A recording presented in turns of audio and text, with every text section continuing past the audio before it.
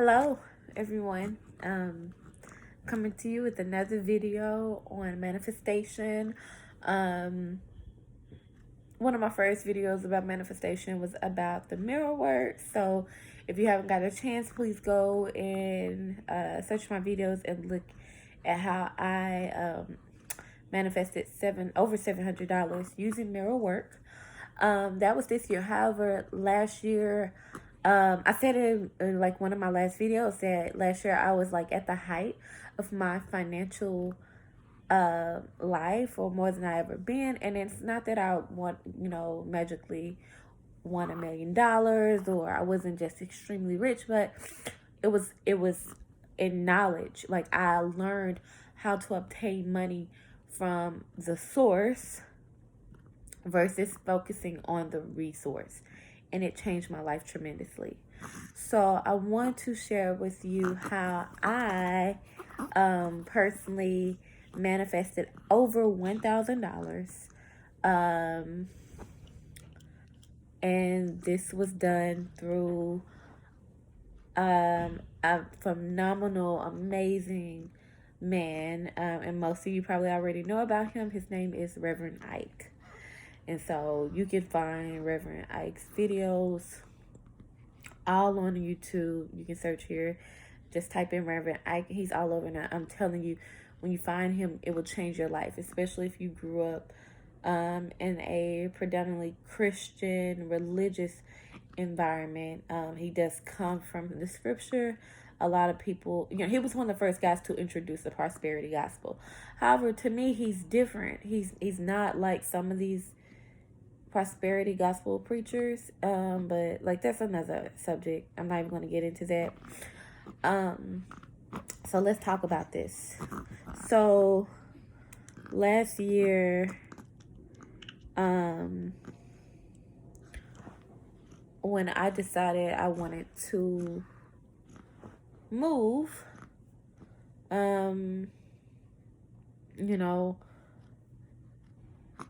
me and my soon-to-be ex-husband, we were going through a lot. Both of us, we were just really going through a lot, and we weren't happy. And the house that we had was literally right across from his parents. So I knew that if a separation was going to happen, it was going to be me to leave. I knew he wasn't going to leave and leave me there. He was close to his family, and we actually rented the house from a family friend of his.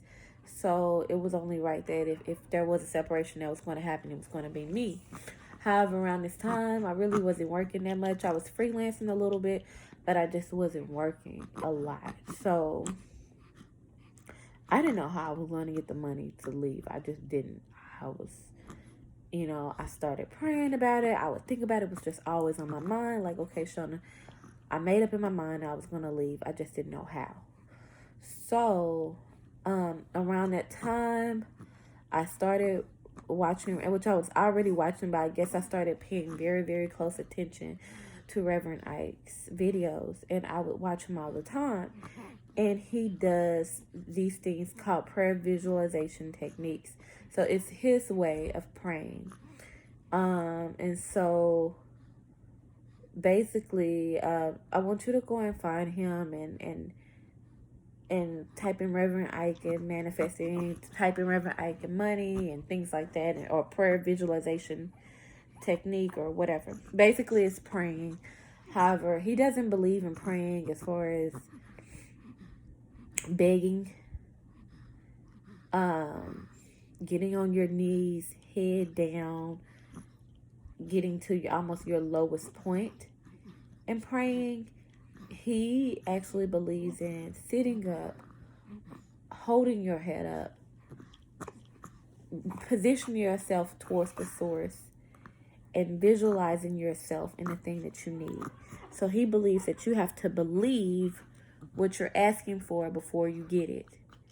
So the way you do that is it starts with the mind. He believes that you visualize yourself. So as a man thinketh, so is he. So if I think that I'm something, if I'm poor or broke, and I'm needing money, the Bible says, so as a man thinks, so is he. So if I think that I'm rich, if I can visualize myself rich, if I can visualize myself having money and visualize myself out of poverty, then it will happen. You know, it will happen. You know, you have to believe things. I always say this, before Jesus performed any miracle, he asked them, do you believe? He did that for a reason. You know, he will always ask them, do you believe? So I there was some apartments downtown that I wanted to move to, and the first thing I did was I was like, okay, let me see if I can just get approved to this place. And I went and applied, and I got approved. However, I got approved conditionally. My credit was still being worked on, and I had some stuff going on at the time. And so I got approved, but it was approved with conditions. So I think I had 3 options. Either I could pay a double deposit, or I would have to set up direct deposit every month or something for them to take my rent out of my check. Okay, and I forgot the third option. I forgot it. It was those two, pretty much all those. I didn't want to pay the double deposit because the rent was already high. I'm talking like, maybe like $1,600 or something like this for a 2-bedroom downtown. I live in Dallas, Texas, so that's normal for like the uptown, downtown area or whatever, and it can even be way more expensive than that. But these are nice apartments, and so I didn't want to pay double deposit because it was already going to be a lot to move in. So what I decided to do is I was like, okay, since I got approved, I'm gonna go ahead and have them do the direct deposit out of my check. So I had to set up the direct deposit before I moved in. They had to have it to where it was already set up to be taken out of my account, right? So this time I was going back and forth because, like I said, we were going through a lot. I didn't know how everything was going to pan out. I didn't even really have the money. I had the approval. I was sticking with it. I just needed the money. So after watching Reverend Ice videos, I said, I'm about to try this prayer visualization technique. And I guarantee y'all it works. It works to the point where I'm actually needing something right now. Almost kind of like in the same situation, and so I'm like, okay, I'm about to do it. I'm about to do this, and I'm ready. I'm going to be so happy to come back with an update on how it worked. You have to commit to it. You have to have discipline. You have to really believe in what you're doing. So this is what I would do. Every night, I would lay down. In the morning when I woke up, or whenever I felt it in my spirit to do, I would lay down. I would get very, very comfortable, like really, really comfortable. For me, it's kind of weird. I don't know why I would put the covers over my head. I don't know, and I think because I wanted to block out all noise, things from my children or TVs, if TV viewers, if my husband was in the room watching the TV or something like that. I would just lay down and I would visualize myself walking into my apartment. I would feel my feet on the carpet. I would smell how it smelled. I would walk in and I would visualize myself already living there. So when I walk, it wasn't me walking into a brand new apartment. It was me walking to my apartment. I would feel myself unlocking the door with my key. Like I could feel it in my hand. I would see my children running through the house. I would see myself in the kitchen cooking. I would see myself in my room that was decorated for me and things like that. I just visualized it like it was there. I didn't focus on the money. I knew I needed the money, but I had to say I have to get past the money. I have to get past the money. I went directly to having it. I believe that I already had it. So I went past getting the money. I didn't visualize how I would get the money. It wasn't my business how I got the money. Because like I said, this is about looking at the source and not worrying about the resource. With anything that you're going through, you have to think that way. So I would visualize myself there and living there already. You have to use all of your senses, you know. You have to smell what it smelled like in your apartment, you know, or whatever you're trying to manifest. You have to feel it, feel the different doorknobs, feel the carpet, feel yourself laying down in your bed or whatever it might be. Envision yourself. I envision my children. My children are a big part of me, so I envision my children living life in there. I remember that in my son's room was going to be a computer desk, so I imagine him just sitting there, doing homework or something, or on a computer. I did this every day for a week straight. I think my moving day was going to be like on a Saturday. And I get paid on Fridays. And because of the type of bank I have, sometimes I get paid like a day earlier. So sometimes I would get paid like on a Thursday with this particular job that I had. So Thursdays is the normal day I get paid. Fridays it's like the original payday that they have for everyone. However, like I said, my bank account I got paid a day early. And Saturday was supposed to be the move-in date, right? So I did this for a week straight. A week straight. Now, in the middle of me doing this, I got two people that are very, very close and near and dear to me, to come to me and say, I don't think you should move. I think you should try to work it out. I had two separate people tell me that. One was someone really close to me, a good close friend. The other one was my mom. They both told me this. So I started to get a little wave. I started to wave a little bit in my face because I was going back and forth. However, I did keep doing the treatments. I kept doing the treatments because I was still confused. A lot of people will tell you things and you're like, I don't even know if this message is really for me. I don't know if they're just saying it, But these were people who came to me and said, hey, I don't think that you should do it, However, every day, every night, whenever I felt like I kept doing the treatments. So I actually decided. So this was the week before the move-in day. The week before. So I did it from like that Monday, the week before, all the way through that next Monday, and we're here at the Monday of the actual week I'm supposed to be moving in. I was doing my makeup or something one day. I don't even know what for. I know my husband, he still does, I think sometimes sings at this church on Mondays. So I was probably doing my makeup for that because I used to go and support him there. And I just, in my spirit, I said, I'm not going to move. I'm just going to stay. I'm not going to move. I kind of gave it up. I said, I'm not going to move. I didn't give up the apartment so quickly, but I just told myself I'm not going to move. And I remember this because this was around August of last year, so it was around my birthday too. Well, I decided I wasn't going to move. I didn't tell anybody. Didn't say anything to anyone. I might have said something to my mom. I know for sure I didn't say anything to the friend. But I might have told my mom I'm not going to do it or whatever. So,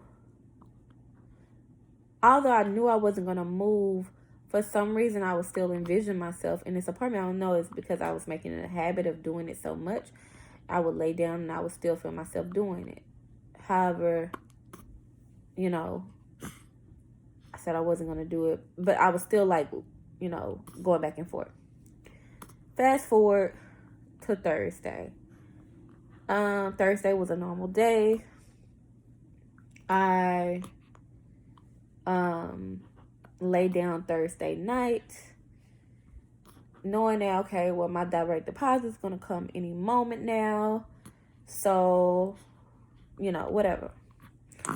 I end up going to sleep. I woke up and I got 2 dings in my email for a direct deposit. And I was like, okay, this is weird.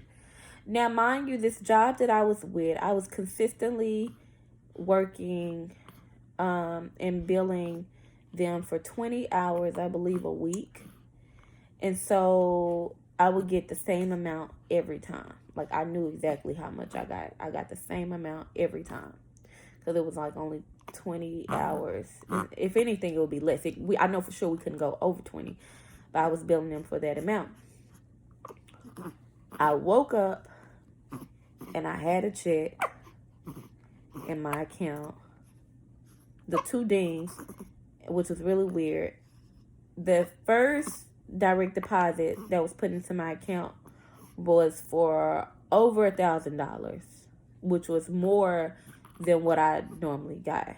So I was like, what? It was way more than over $1,000.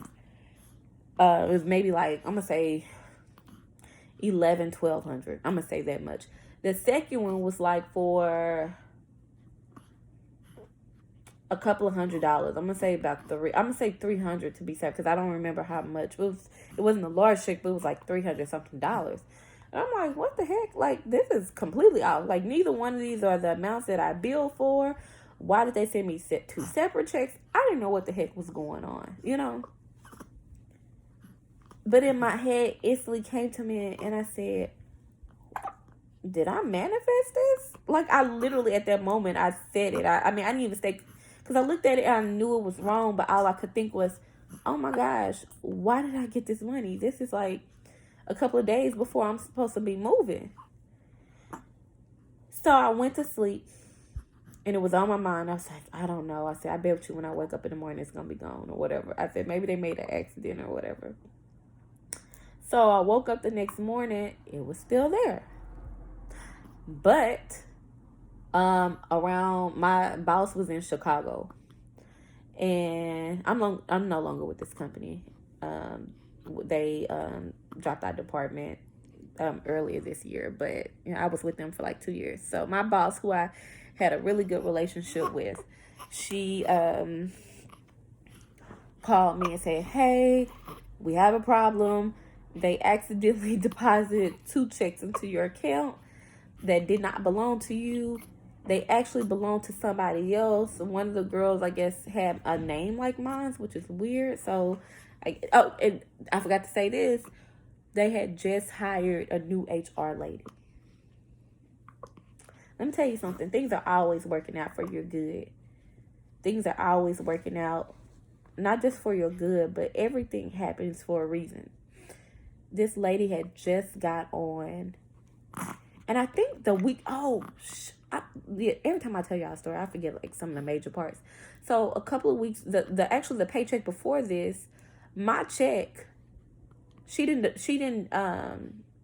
for some reason she didn't process my timesheet, my check. This lady, I think a lot, and I don't think it was just mine, but I was one of the people that she didn't process. She was new, and she had a lot of stuff going on. So I remember when I said maybe they made a mistake, because the week before they had made a mistake with my money too. But that time they just didn't give me any money. I didn't get paid at all. So they had to go back and reprocess me a check. Then I sent in the form for them to start the direct deposit. So I thought, okay, maybe all this stuff had something to do with it. Fast forward, let's go back to the story. So this is Friday when we normally get paid. So she said, hey, they accidentally did this, blah, blah, blah, blah, blah. So don't touch the money. They're getting ready to take the money out of your account and deposit, so they can pay the people or whatever. I was like, okay, cool. But I said, well, where's my check? I said, I haven't got any money. She said, oh, well, let me check on that and see. So the $1,000 check, she called me back. Well, the over $1,000 check was someone else's. That small amount of check was my check, the remainder of my check that I was supposed to get direct deposited to the apartments. So they did set that up. They had already did it. However, when I called the place, the apartments, they said they never received the money. So I called my job back and I said, listen here, y'all gave me part of my check, but their job said they never received anything for my money. And so they were like, you know what we're going to do is we're just going to take everything out your account and we're just going to give you your normal check back. Okay. And they said, we'll start all over. I was like, cool. So I was on the phone with payroll a couple of times that day. She explained to me what they were going to do. She said, okay, we already put it in to where we're going to take that money out of your account, all the money that we deposited, and we're just going to give you your check back.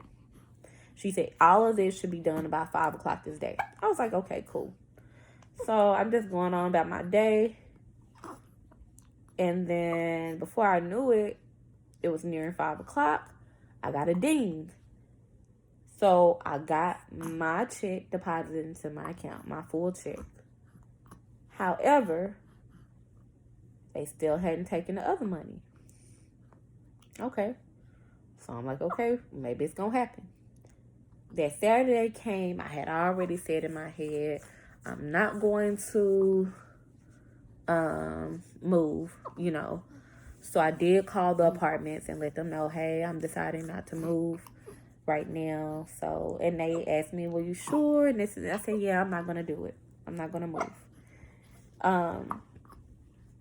Money's still in my account that Saturday. Sunday is still in my account. Of course, it's you know, the weekend. Monday is still in my account. The following Monday. Tuesday is still in my account. Wednesday, Thursday, Friday, Saturday. I know some people going to say, morally, you're wrong. You should have called them and said, hey, y'all take this money out. Nobody said nothing. The money sat in my account.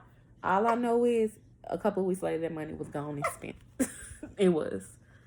So I went from getting my normal check plus 2 other checks.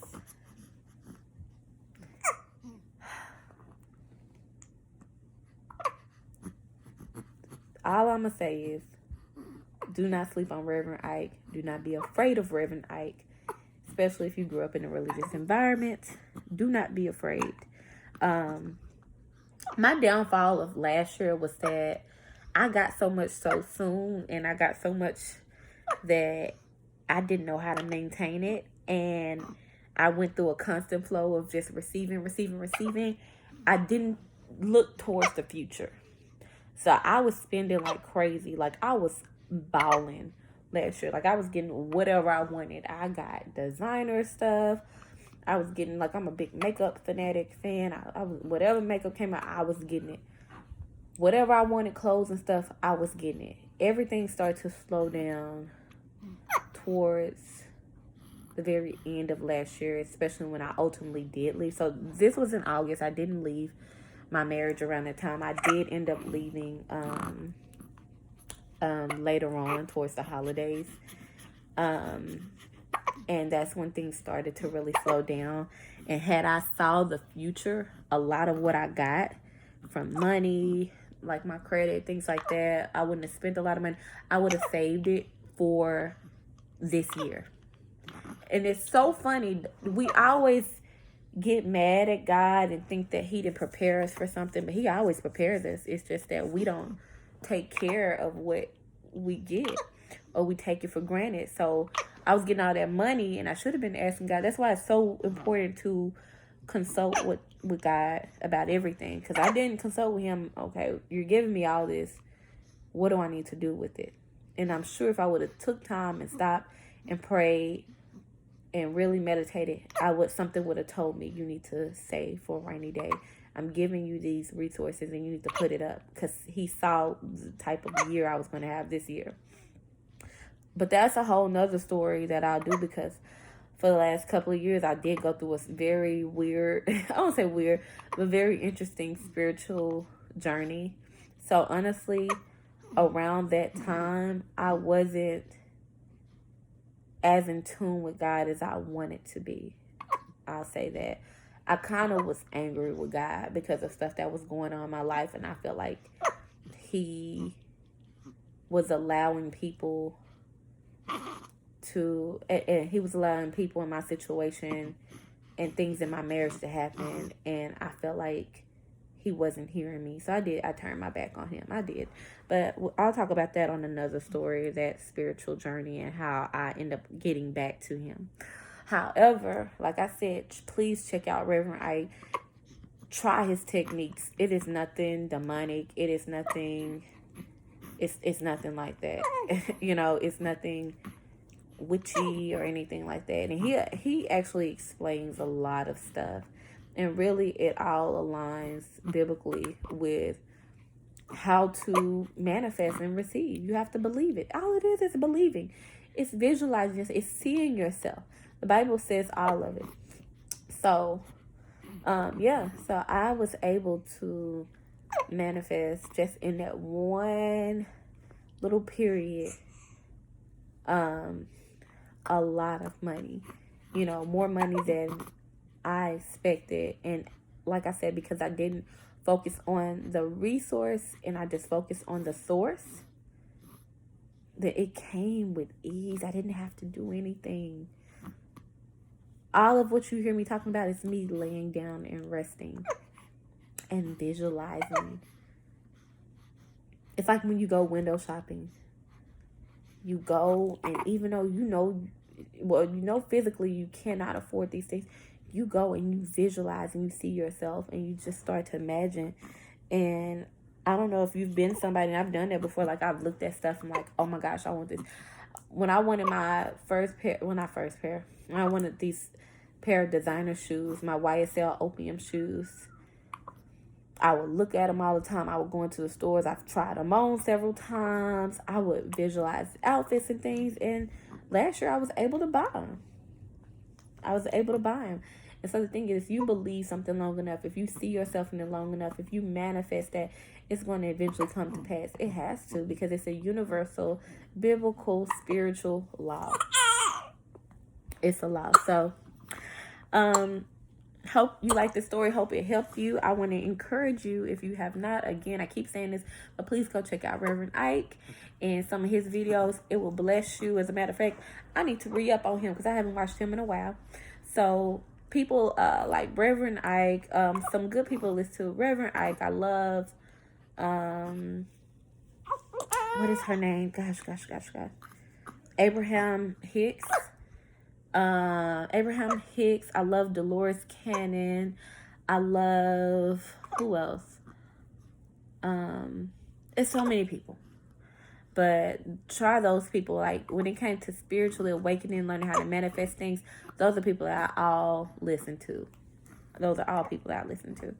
So, like I said, I hope this helped you. And if you have any questions on how to do it, comment below. Ask if you've tried these techniques. If you like Reverend Ike, if you don't, let me know below.